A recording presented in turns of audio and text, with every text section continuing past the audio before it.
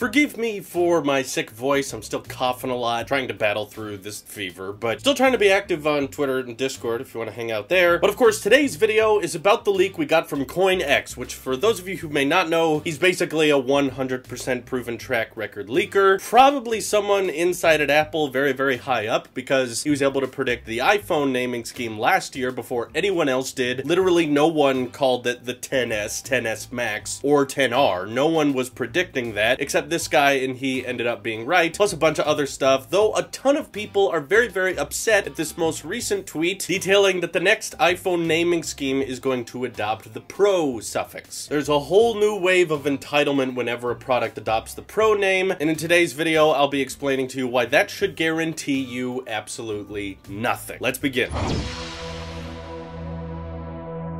The one thing you guys should learn from the industry's overuse of the word Pro is that it never guarantees you any type of specific feature. Yet so many people, when they heard it's going to be called iPhone Pro, that's terrible. If it's going to be Pro, better have USB-C, a headphone jack, a CPU faster than the budget model, have a 120 Hz ProMotion display, and modules and a removable battery and excellent repairability, and basically just add all the things I want to an iPhone, because a lot of you see the word Pro as has all the features I want specifically. The word Pro is so incredibly vague. It's literally 3 letters, and its use across the industry never has any form of consistency. Between MacBook Pro, iPad Pro, OnePlus 7 Pro, PowerBeats Pro, you know what the one thing these all have in common?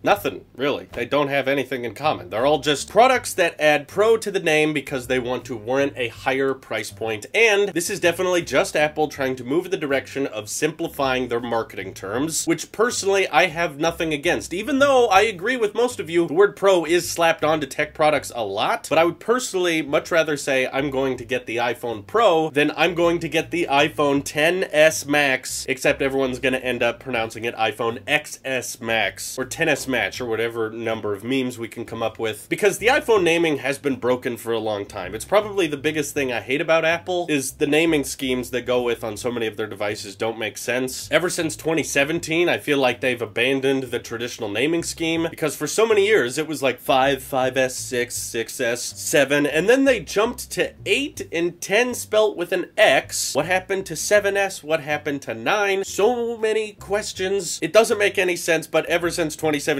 it's made no sense. They've abandoned the consistency of the lineup, and they can't continue to go in the way they've already been going. A lot of people out there assumed it would be called the iPhone 11, and that's what I called it for a lot of this year. And that's because it was very easy to reference. A lot of people would know you're talking about a future generation iPhone whenever you say 11, though in regards to the grand timeline, that naming scheme wouldn't really last very long, because you would have to call the new lineup iPhone 11 Max, iPhone 11, and iPhone 11R. Yeah, you would still be sticking around that weird R that is still a mystery to this day what it stands for. A lot of people online came up with jokes about what it stands for, but in an interview with Phil Schiller, he openly said, like, it doesn't stand for anything, it's just a random letter. Then what would happen the year later, if you wanted to do iPhone 11S, then you would have iPhone 11S Max and iPhone 11S R. So the way the lineup's moving right now isn't going to stick, and also companies don't really love uneven numbers like 11. Mac OS was hung up on OS 10 for the longest time because they loved using that X, and it was way more iconic and cool looking than ever would be changing it to XI or Mac OS 11. Now they just dropped the numbers entirely, which sounds like exactly what they're going to do with the iPhone lineup. For the people out there curious if they're going to do iPhone Pro and iPhone Pro Max, they've never done that with any of their Pro products. When they launched the iPad Pro in multiple sizes, they didn't give it a different name. The MacBook Pro has come in multiple sizes for years, but they have never had separate names for those different sizes, so I don't think it's any out of the ordinary that Apple would call the OLED model iPhones coming out this year, the ones with the triple cameras, they're calling that iPhone Pro, and it happens to come in 2 sizes. The cameras are the same. Probably the only major difference between these 2 phones are going to be battery performance and the display resolution, but both of them are going to have super Retina displays, both made from stainless steel, both have bilateral wireless charging, and because the iPhone XR was the best-selling iPhone this year, that is now going to be considered the default iPhone. That's the most popular one, so more than likely it'll end up like the iPad lineup, where the budget iPad, that $330 one, is just called iPad. I'm not in love with this naming scheme because it often involves you having to say the year the phone was made and also the screen size, because now, in reference to the 11R, as we've been calling it for so long, we're gonna have to say the 2019 6.1-inch iPhone. That's far more of a mouthful, and I'm much more comfortable with just saying, this year I bought the 6.5-inch iPhone Pro. It's not the best way they could have handled the naming lineup, but it is by no means the worst. I am all for just having as little syllables as possible. As long as it's easy and it rolls off the tongue well, then I'm perfectly fine with the name, given the fact that most people are comfortable buying the Liquid Retina display, the LCD model, the one that for the past years only had one camera. This year will be gaining a second lens. It's perfectly reasonable to me that Apple considers the OLED models, the Super Retina displays with the triple cameras on the back, those are for higher end, more pro users. If you don't consider that a pro feature, consider the fact that pro, at least online, the definition appears to change depending on who you ask. If you ask an audio engineer, pro means having high DAC audio, a headphone jack, and really high quality attachments that allow for good audio recording. If you ask a display junkie what a pro device is, then they'll say 120 Hz OLED display, the ROG Phone 2 did it, that means the next iPhone can do it, even though they've been in production since May. When this year's iPhones went into production, 120 Hz OLED wasn't possible, yet there's still a bunch of people thinking it's gonna come out this year. So yes, once again, I'm basically just trying to lower everybody's expectations today and just let you know that simply because they're trying to go with a different naming scheme for the iPhone, just because they want to simplify it and call it, you know what, iPhone for the everyday user, and if you want that ultra high resolution and that really good OLED display and you want the 3 cameras, that's for pros. Some people say pro is short for professional, which literally means something you do for work. Literally anything you get a living out of or get paid for, which means I'm, by definition, a professional, and if you use your iPhone for work, then you are a pro iPhone user. You're a professional iPhone user because your iPhone helps you make a living. Your iPhone helps you work at your profession. If you ask certain people online, pro means, you know, high-end YouTubers that shoot with RED cameras and have giant petabyte-sized servers, and they have millions of subscribers. That's a professional, and anyone that doesn't have millions of subscribers or super expensive equipment, you're not really a professional. You're just an everyday consumer, even though you buy camera equipment, editing gear, and this is your job. While it may be your profession, you're not a professional because you're not as rich as the other boys. That makes no sense to me, so a lot of people have come up with the word prosumer, but the issue is it's not as simple as 3 different tiers, as in professional, people who use expensive gear, prosumer, people who use kind of expensive gear, and then consumer who doesn't use any professional gear. It's not as simple as that. There is a wide spectrum of people who spend lots of money on their job and their business, people who spend a little bit, and people who barely spend any. It is a wide spectrum. It's not as simple as just 3 separate tiers. What makes the Power Beats a pro style of headphone? What makes the OnePlus 7 Pro a pro device? Well, it has a 90 Hz display. Does that help someone in their profession? Not really. Having used the OnePlus 7 Pro, I like that phone a lot, but that high-end resolution and no-notch display doesn't help anyone do their job. That doesn't help with productivity. That is purely aesthetics-based. But of course, they add pro to the name because that means that it has some higher-end features that some users may appreciate, and they can charge a little bit more for it. And my guess is that the 3 iPhones coming out this year are all going to be the same prices as last year, but they're going to introduce the 11R, or now just the 2019 iPhone, as the main device because they know that's the one most people are going to buy. This is the standard iPhone, and if you want something with a bit more specs and a bit more lenses, that's where you have the iPhone Pro for our more power-hungry, feature-hungry users. Makes perfect sense to me why they're doing it, but I just feel like most of the internet is treating it as, oh, you're adding Pro to the name? That means I get to complain if they don't add everything I want on my wish list. And half their wish list is stuff we know for a fact isn't going to change. People just being unrealistic based on the leaks, based on what we know. Guys, none of the iPhones coming out this year are going to have headphone jacks. They're not going to have USB-C. They're not going to have ProMotion. They're not going to have modules, and definitely not Apple Pencil support. We've literally had that leak for the past 3 years, and I feel like people just throw that out there and don't even think about it. They're just like, oh yeah, add Apple Pencil support. So what, are you going to carry a mini Apple Pencil around with you? We already know the shape isn't changing. We know it's going to be the same round edges, so they're not going to be able to dock the Apple Pencil on the side. Even if they did, that'd be so uncomfortable to hold. And we know it wouldn't be able to support Apple Pencil 2, so So they would have to support Apple Pencil 1 and dock with the Lightning port? I don't think anybody's thinking about these things before they ask for them. They're just like, add a stylus, because why not? Artists like to draw, and they want to draw on their phone. They draw on the iPad. You note users aren't as common as you think you are. There's not millions of people out there that specifically draw all of their favorite artwork on 6-inch displays. The majority of them are done on larger sized tablets, and all the people requesting Apple Pencil support on the iPhone, usually none of them are artists. They're just trying to think of things to add in their head. But anywho, sorry if I disappointed all of you or got all of your hopes down on the next gen iPhone, but them's the facts, that's how it's gonna go, and I'll be proven right in just under a month when the iPhone Pro and the regular iPhone officially launch in September. Tuesday the 10th, specifically. We know all the release dates now, too. This is your Apple Sheep here. I'll see you guys in the next one.